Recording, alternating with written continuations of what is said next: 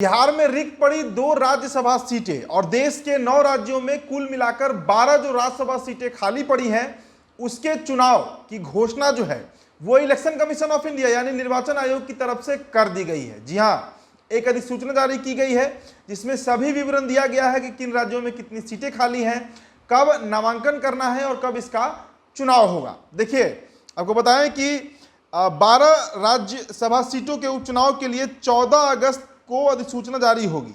21 अगस्त तक नामांकन होगा, 22 अगस्त को नामांकन पत्रों की जांच होगी और 27 अगस्त तक नॉमिनेशन वापस लिया जा सकता है। मतलब 22 अगस्त तक नामांकन जो किया जाएगा उसकी जांच होगी और 27 अगस्त तक जो नॉमिनेशन होता है, नामांकन होता है, उसे वापस लेने की तिथि बताई गई है इस अधिसूचना में। इसके अलावा आपको बताएं कि 3 सितंबर 2024 को वोटिंग होगी और उसी दिन मतगणना भी हो जाएगी। तो 3 सितंबर की तारीख जो है उस दिन ये तय हो जाएगा कि जो बिहार में रिक्त पड़ी 2 राज्यसभा सीटें हैं, अब कौन कौन सी सीटें हैं आपको पता है। एक तो पाटलिपुत्र की मौजूदा सांसद मीसा भारती का सीट और दूसरा नवादा के बीजेपी सांसद विवेक ठाकुर, दोनों राज्यसभा के सदस्य थे और इन दोनों की लोकसभा में चुनाव चूंकि जीत गए तो इनकी सीटें जो है वो खाली पड़ी हैं। देखिए, आपको बताएं कि बिहार में 2 सीटों के लिए उपचुनाव होगी। आरजेडी सांसद मीसा भारती और बीजेपी सांसद विवेक ठाकुर की खाली हुई सीटों पर उपचुनाव होना है। दोनों लोकसभा चुनाव में जीत दर्ज कर चुके हैं।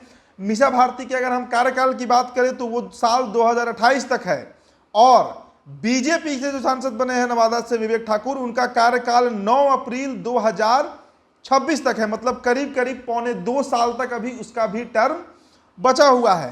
तो चर्चा इस पर भी लगातार होते रही है कि आखिर कौन हो सकता है जो नामांकन मतलब जो राज्यसभा का सदस्य बनेगा। सबसे पहला नाम जो प्रमुखता से चल रहा है वो नाम उपेंद्र कुशवाहा का है। देखिए, बीजेपी कोटे से उपेंद्र कुशवाहा जो है वो राज्यसभा जा सकते हैं। इस बात की लगभग औपचारिक घोषणा की जा चुकी है। एक और सीट जो है कहा जा रहा है कि वो सीट पर जदयू जो है, चूंकि नंबर ऑफ एमएलए की अगर बात करें, विधायकों की संख्या के आधार पर बात करें तो जदयू और बीजेपी मिलाकर 2 राज्यसभा सदस्य आराम से चुन सकती है। तो एक सीट जो है वो जदयू को भी जाने की उम्मीद है।